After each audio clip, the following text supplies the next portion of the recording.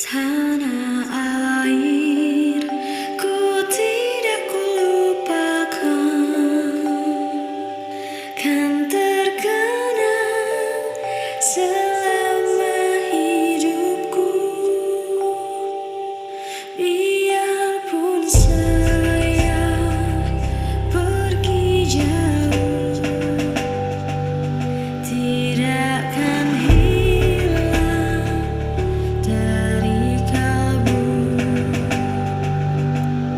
Tanahku yang ku cintai,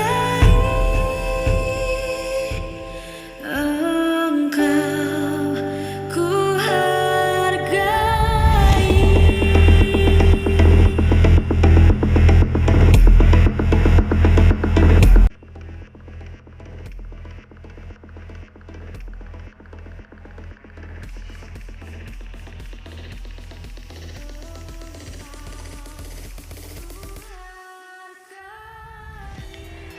Ketahanan bangsa, atau disebut juga ketahanan nasional, adalah kemampuan dari suatu bangsa untuk mempertahankan persatuan dan kesatuan, memperkuat daya dukung kehidupannya, dan mampu menghadapi berbagai bentuk ancaman, serta memenuhi kebutuhan hidup untuk mencapai kesejahteraan bangsa itu sendiri.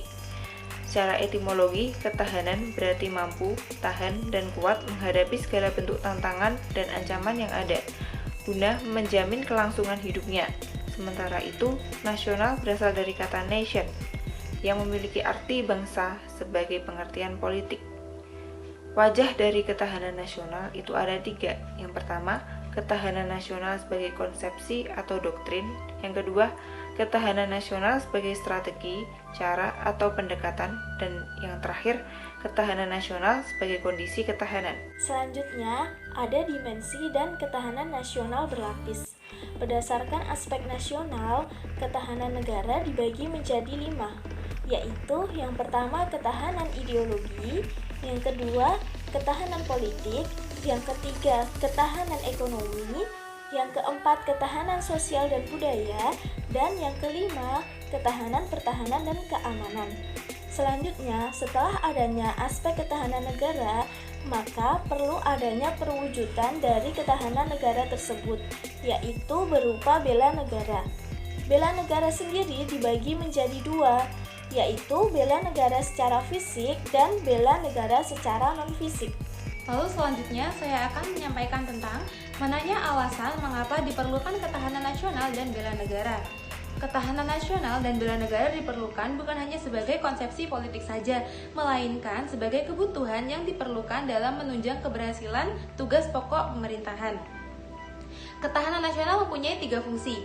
Yang pertama adalah daya tangkal, artinya ketahanan nasional Indonesia ditujukan untuk menangkal segala bentuk ancaman, gangguan, hambatan, dan tantangan terhadap identitas, integritas, eksistensi bangsa, dan lain-lain. Yang kedua, menjadi pengarah bagi pengembangan potensi kekuatan bangsa dalam bidang ideologi, politik, ekonomi, sosial, budaya, dan pertahanan dan keamanan.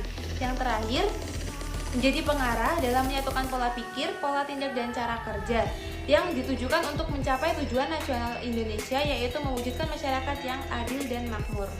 Lalu selanjutnya, menggali sumber historis, sosiologis, politik tentang ketahanan nasional dan bela negara.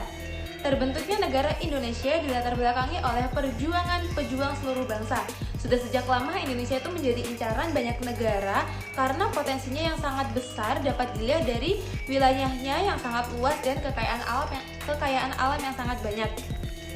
Beberapa ancaman dari dalam dan luar negeri pun banyak berdatangan, sehingga kekuatan bangsa dalam menjaga keutuhan negara Indonesia tentu saja harus selalu didasari oleh segenap landasan, baik landasan ideal, konstitusional, dan juga wawasan nasional.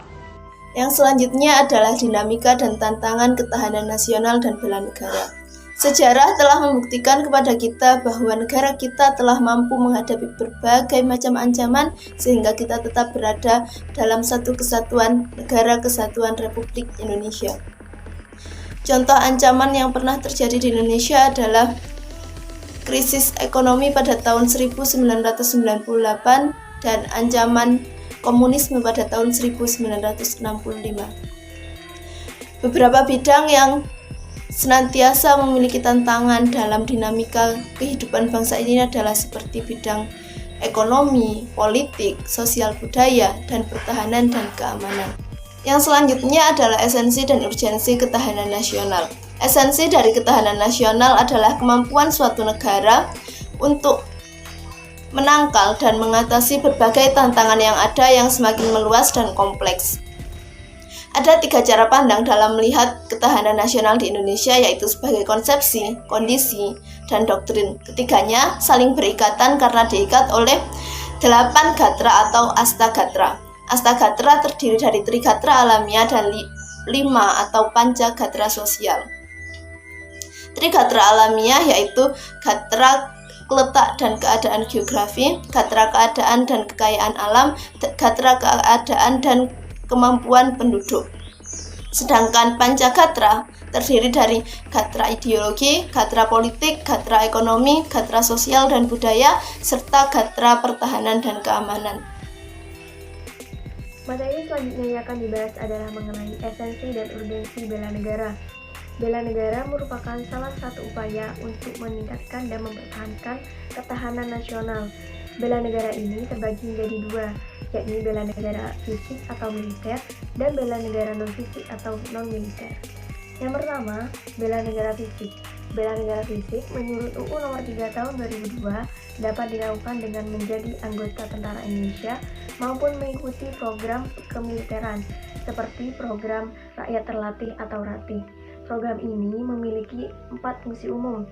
Yang pertama adalah ketertiban umum, yang kedua adalah perlindungan masyarakat, yang ketiga keamanan rakyat, dan yang terakhir adalah perlawanan rakyat. Bela negara yang kedua adalah bela negara non-fisik atau non-militer. Menurut UU Nomor 3 Tahun 2002, bela negara ini dapat dilakukan dengan mengikuti pendidikan kewarganegaraan dan pengabdian profesi. Bela negara non-fisik ini dapat dilakukan dalam berbagai macam bentuk, seperti mengikuti demokrasi, membayar pajak tepat waktu, dan mengikuti pendidikan kewarganegaraan secara formal.